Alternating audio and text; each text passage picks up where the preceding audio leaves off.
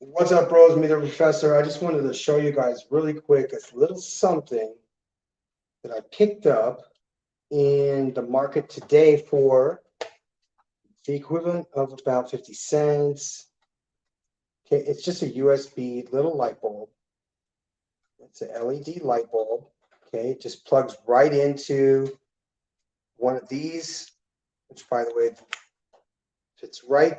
And those will go up by your wall. This is actually pretty bright for a small space. I'm not going to keep it on during this live stream just because I got to move around a little bit, and this thing is actually pretty blinding at the height that it is. So if you did get these, I would say put them in like under your couch. Like if you had like one of the sexy like living room. I mean, I have the most beautiful houses because I used to work for all the people who had all the big money. And so I had to learn very quickly how they do business and how they operate. So I learned all the tricks of all the designers, all the architects, a full retail to design my own house. So I learned how to draft. I learned how to do some architecture outside of engineering because I was not interested in doing anything like residential.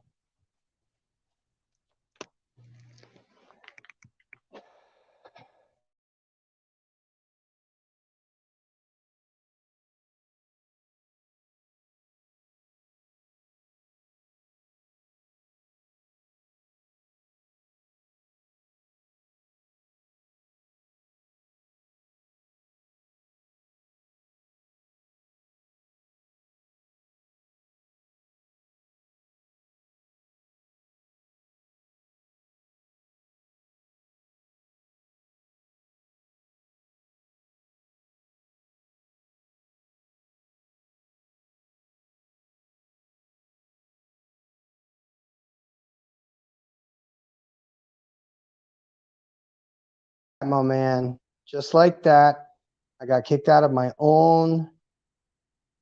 I got kicked out of my own shit. All right. So, okay.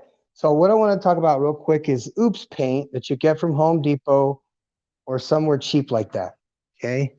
It is so easy to go and buy just paint that is disgusting for my purposes, for purposes of me over here in these YouTube streets, being able to build this van on a very, very small budget.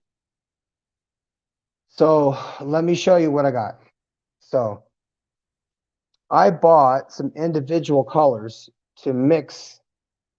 And as you can see here, this is like a mixture of gray and reddish orange. And so I threw some more colors in there because these are terrible paints. I don't like the way these paints work. Look, it's very, very dodgy. It almost looks like Italian plaster. Like I could do it like this and make swirls and stuff on a wall and put white in there and make it look like marble. But this is disgusting paint. It looks like old paint, like they sold me like old paint in small little. I mean, don't get me wrong, they were cheap. But the only reason why I need a shitty color paint like this is to do the backs of the furniture that I put in the chicken bus. Because this is very, very thin. This is not MDF, okay? This is plywood, but it's like 5, 8 millimeter plywood that, if exposed to the environment in Puebla, which is where we go, the environment is very, very, it's got a lot of fog. It's crazy. And I am not going to be going there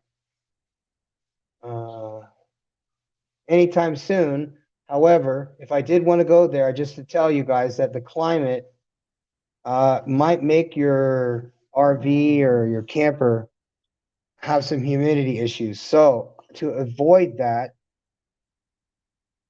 or any kind of like, if you don't have any way to seal like just plain unpainted wood and it gets wet, it's gonna warp, it's gonna do all kinds of dumb shit to your furniture that you probably paid fucking top dollar to have made for you. Right? Like I did. Hey, I'm not a baby. This is a great place to have carpentry done. And since I don't possess the tools necessary to do, oh, we got some action. What's that? Did you see that? Sound like one of the dogs saw or heard something. Just so you guys know, I'm in Mexico. Okay, I live in a pretty relatively safe area that used to be a place that wasn't so nice and not so safe. And my neighbor, who by the way is the 3D artist that helps me do my 3D projects because I do not own a 3D printer. We are going to do classes here, and I really lucked out with this guy because he was my neighbor. So that means that he would come here and do classes for the kids on how to do 3D printed prosthetic hands, prosthetics that can be printed without using any electronics. It's very simple. I mean, if you guys saw any of my videos on 3D printing and the designs that we did in Panama for children, which was just for volunteers, you know what I mean? We had like Boy Scouts putting the damn things together. It was great.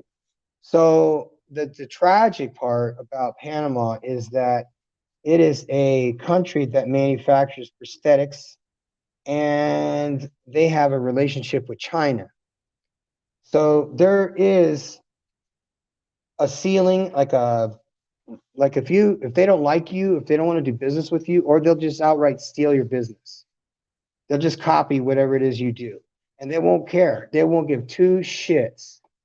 They'll do all kinds of illegal stuff right in front of you, and so don't you dare as a civilian coming to Panama thinking you're all that in a bag of chips. No, motherfuckers, you don't know what kind of business people do in Panama. So I'm just telling you guys up front that if you think it's going to be just something easy, I'm just going to go down there and make it. No, motherfuckers, they decided a few years ago, with the Panama Papers, that they'd start using things like Pegasus to monitor people and financial movements of cartel money and stuff like that. So fuck them. I mean, if your intention is to break the fucking law, I mean, there's always that. But if you're just trying to be anonymous in the goddamn, business world, so, people want to have shell corporations, which costs, anywhere between $2,000 and $3,000 to get like an LLC type of situation. And that'll probably work. But like I said, if your intention is to do shitty stuff, they are not the Wild West they used to be. So, all right, let's take a look. I painted just a little bit here. I'm still missing that down there, but I want to move this paper over. But I'm going to finish this side first. I want to finish this side, and I want to finish talking about Panama. I loved Panama. I stepped off the plane, and that heat hit me, and I felt like I was in a movie. I honestly thought that Panama was going to be something like out of a movie. It was hot as balls because I came there, I don't remember, middle of the summer. I just paid off all my child support. I had back child support for a long time. And it's still pending whether or not this kid's even mine. But I definitely did pay 18 years of child support to his mother, who lives in Germany, by the way, right outside Ramstein Air Force Base. So if any of you guys see him, tell him I said what's up. Because, he decided he did not want to be cool with me.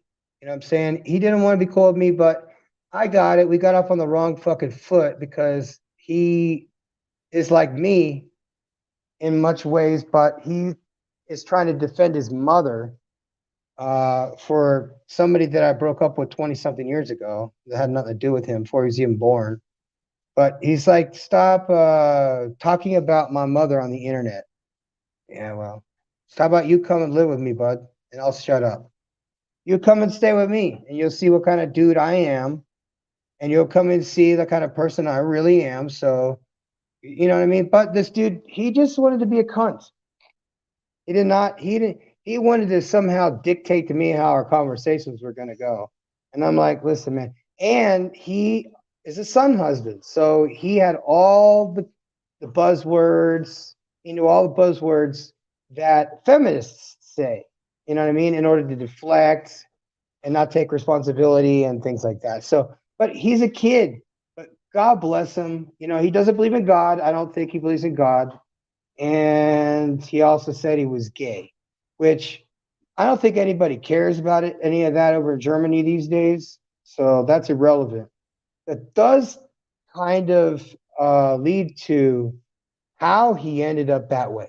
Okay. Because I do believe it's environmental. So if he wasn't around me because his mother decided that he didn't want, she didn't want me to run away from her, which I was going to fucking do anyway.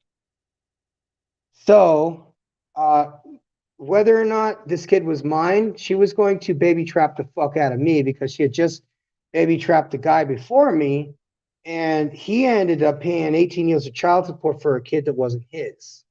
And that little poor girl's name was Jasmine, and she was 2 years old when I got mixed up with her mother. So this dude was out of the picture. I mean, God bless him, shortly after. But he got out of the military, and he's in Arkansas. So, like any job he got, you know, she was getting half of his fucking money automatically through the state. Which I am not saying that people should not pay child support. I am saying people should get a DNA test from one of the three. Hell, I think he got his DNA test from CVS Pharmacy, and the motherfucker like said it cost like $24.99. And I was like, wow, imagine having saved 18 years of money paid to an ex who wanted to just punish the guy, you know, financially for breaking up with him because he didn't want to tolerate her bullshit no more. Plus, come to find out she's a cheater. 30% of babies born in the US now are through fucking are for fraternity fraud. So pretty soon they're going to have mandatory DNA tests for any baby born. And I suggest highly that it would probably disrupt shit so bad for hookup culture and for these older women that divorce their husbands and are out there hooking up with younger guys and shit because their old men are too old men for them anymore. So, my man, I have painted the back of this. So I'll put one coat on, but I don't like the way this looks. I mean, it's okay. It looks like a pumpkin, to be honest with you. I am painting relatively in the dark right now on the floor in the lobby of the library, the fireman's library. So, Fire Academy, painting job. So if you're here and you see, we have projects like this all the time, like this, just like this, all the time, every day, just about. We have a welding project, or like we're gonna have a plumbing project in a couple of days. I was wanted to do it today, but it rained like fuck out today, so there was no working on anything outside at all. Because when it rains cats and damn dogs here in Mexico, because it just does. It holds up and then it bam hits. Wow. Talk about a rainstorm, man. And flash flooding. There's no joke about flash flooding. Like a lot of people get killed all the time when it rains, most of the time from traffic, but a lot of times, and many unfortunately die out here in these Mexican streets, drowning because no one knows how to swim. Okay? So just keep that in mind, you disaster preparedness guys. If you are not prepared to go and fish people out, I suggest very highly that you start putting your kids and your girlfriends, because they don't know how to swim either, into a swimming class and let them do it, because by doing so, you're going to be one of the few who knows how to swim. I hope that never occurs, that you'll need to have these skills, but it's better that they have them than to not. So my suggestion is local pool closest to your house where you're living or staying or Airbnb in it or whatever the hell you're doing. And take a class on how to swim. And take any of your kids and take any of your girls who don't know how to swim. And if you know how to swim, teach them. It's not hard to teach somebody to swim.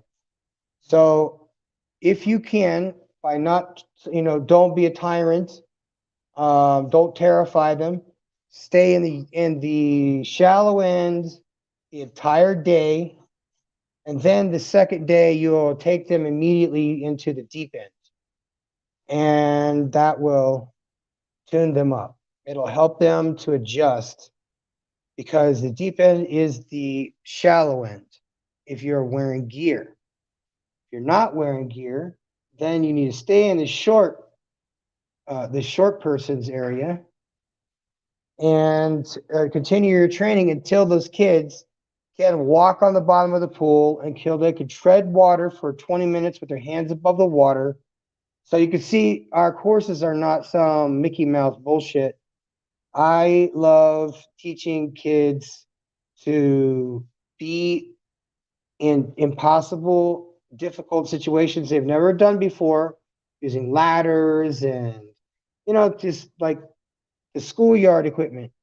It's the best because it teaches kids not to be afraid of heights, not to be afraid to jump off of things, not to be afraid to climb over things, how to use your muscles and your arms to lift yourself up on the bars. All the things beneficial for practically every boy would ever need. And if they do that consistently the entire time they're in school and they stay busy and active, they will be in good shape as an adult. And that would be better than 95% of the world right now. That means that 95% of the entire population of the world is in mediocre or less than good condition physically. So I am an example of one of those poor kids that got a hold of some cement weights and just went to town. And little by little, those weights got lighter and lighter and lighter, to the point where it was so easy for me to bench press, 135 pounds. And it looked so impressive because I had every bit of weight that I had on that bar. And the bar was just like some hollow piece of shit. But it did the trick, because starting from age 12 on, I got into competition level physicality. However, due to money and I raced bikes and I got good at it, and no one wanted to get involved with my bike racing because it's another one of these, children's hobbies that interferes with drug addict parents or alcoholic parents. So there's no point in even trying to push that point across, because you're just going to sound like a fucking victim to anybody anyway. So because you're a man, because we're not supposed to have fucking family problems and express that, we've had some fucking trauma and it was directly or indirectly based with the person in your family. And then to come back to the United States as a military guy, not just one tour of duty, but two, and hello, If you look at my DD-214, you'll see I have a commendation medal. That is a medal for heroism. That is for saving a man's life. So you're not talking about some blanket folder, as someone called me once. That was pretty nice of them. So at the same time, I was not a frontline operator going into Afghanistan, killing Osama bin Laden either, because I was an engineer. Totally different story.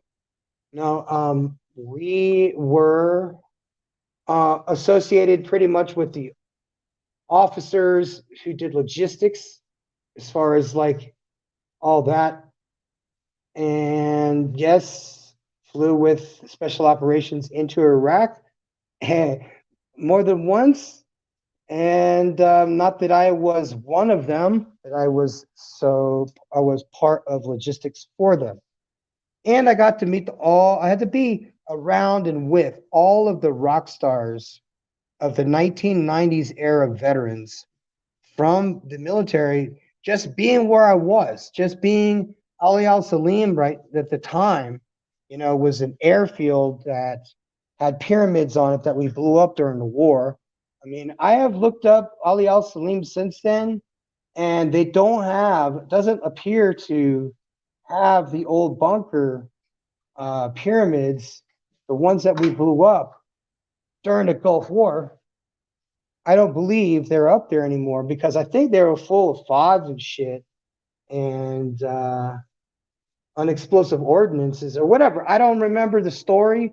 It's been so long. They put in a McDonald's since I had been there. So just to give you a fucking timeline, Ali Al Salim Kuwait, that was like 97, 98, 99, right when Kiss was performing on I want to say some bridge into New York or something like that.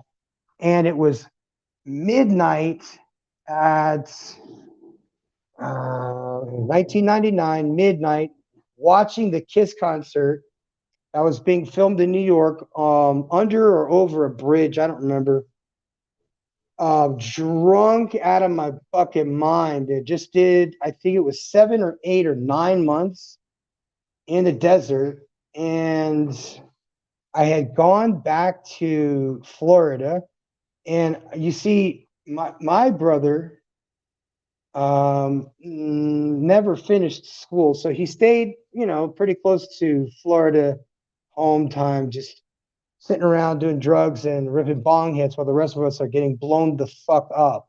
So you can see I come back to just like civilians that don't understand. And I just went through like basic training. Then I went through tech school, which was freezing as cold. Then I was hot. Then I was at another duty station doing another type of training for engineering.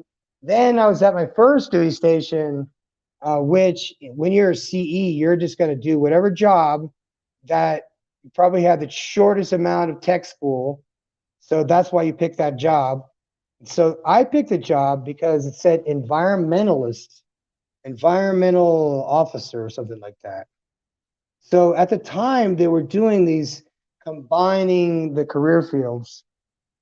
And so I was like, hell yeah. So they combined the career field with water along with plumbing.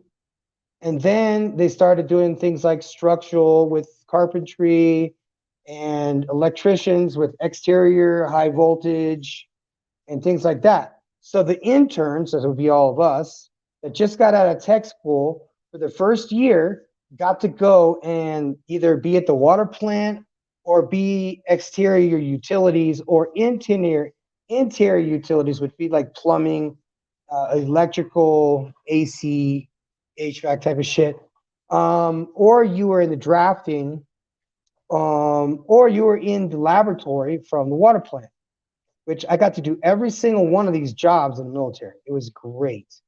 So when you go off to war and, what I mean? So you're basically painfully overqualified to lead a bunch of guys. If you've had some leadership school or, anyway, it's easy because when in a war, all the people who are assigned to that said war are assigned by people in the States. They're assigned by just logistics people that figure, okay, this officer's going to be good for this position. We're going to pair this guy up with from his unit. We needed 14 guys from like wherever, MacDill Air Force Base or something. And they'll just, it's like they just pick from the best of the best if they need mission shit done. But if they're just maintaining the base, they're just maintaining wartime, base utilities and things like that, then you're going to have guys, boots on the ground, that are civil engineering, that are plumbers back in their duty station. They're electricians back in their duty station. And these are the motherfucking warrior types. Seriously, like if the 90s veterans, the 90s era veterans, okay, very, very interesting whole set of people. It's a set because it is a category of its own. Okay, I'm into my third coat of this weird color. It's growing on me a little bit. It does have like a reddish bronze along with some kind of copper. This is very coppery color here. Okay, very cool. I don't dislike it. It's the back of a piece of furniture. And the reason why I'm doing this is so that we could seal it up so that the weather in certain areas, because it rains a lot in Mexico. When you go to certain places, it rains every single day. Like here, it rains in the afternoons. It's if if you were sitting your ass in Florida, you say, "Oh, it's 3 in the afternoon. It's gonna fucking rain." It always rains. I can smell the rain. Floridians can smell rain from fucking 10 miles away. So anyway, those people are, they're accustomed to having rainstorms. Well, I am building a unsealed bus. Okay, it doesn't have air conditioning. I tore all of the mechanics, all of the old corrupted, corroded, just a fire hazard and a environmental spill in one. Just from the maintenance of these vehicles, if you guys did not know, nothing is fucking maintained in these vehicles.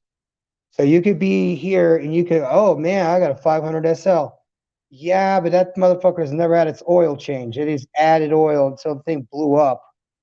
And then it ended up in a junkyard where somebody redid the papers. So they fixed it, resold it at an auction, which ended up at somebody's diphead used car lot of some lawyers with their fake plates and their fake registrations and all that horse shit that, was probably something that Americans would do in like the 70s, because their system is it's similarly, it's rather unregulated as far as like license plates, because you got to pay a civilian who does not work for the government to take your money, fill out your paperwork, go in, skip all the fucking lines, and in a couple days you have legit plates on your vehicle. And in my case, because this is a foundation and nobody actually has a salary or anything, we don't pay taxes or anything like that for these kind of things, but we wanted to have all of the plates for all the vehicles to have foundation plates for wherever our school is located. So if it was in Querétaro or if it was in Mexico City or wherever, we would have plates specifically for that place. But instead, we took the word of our lying lawyer at the time, whose name was Juan, by the way, and him, you know what I mean? It's just another way to read people here. They say they're not going to steal from you. They're not going to rob you. They say they're not going to fuck your girlfriend to hinder your, doing your foundation to get things going so your life would be fucking miserable. So, yeah, you see, we've been through quite a bit of shit here in Mexico because there's, quite frankly, a lot of people who only care about money. they see Americans and they just see dollar signs in their eyes. They're like so rich. But right now, it's the tables are turning a bit here because now the Mexican peso is powerful and the US dollar has been losing value every single day ever since the BRICS designation. And, I don't know anything about American politics and I don't want to listen to anybody.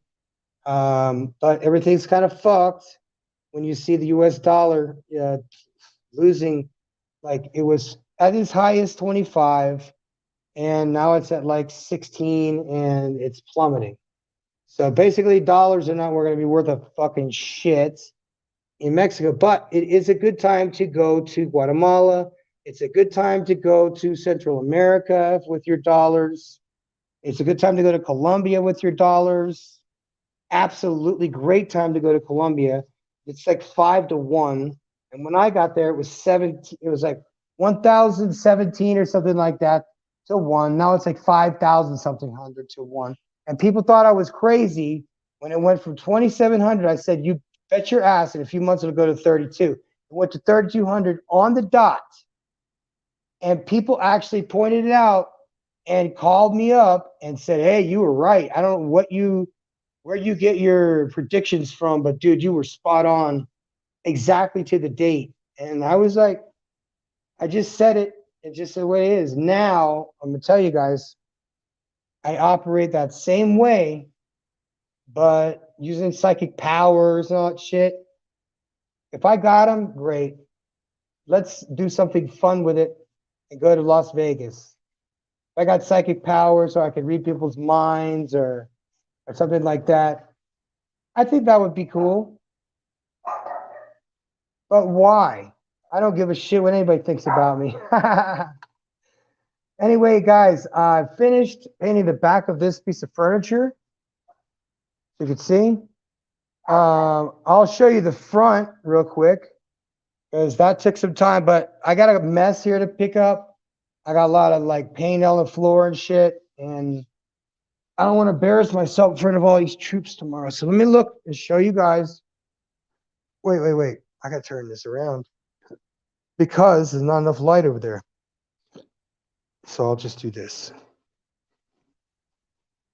I can't do that either. Hold up. All right, look. So what you're looking at is Baroque style, French, and it's Candela. So this is supposed to be something that would probably be like Palm Beach or probably something like Louisiana, 1920s. So that's what that looks like now. I'm not done yet because I was going to do some stenciling, odds and ends. So anyway, if you enjoyed that, do me a favor, hit the like button. I appreciate your time. I'm the professor, and I'm out.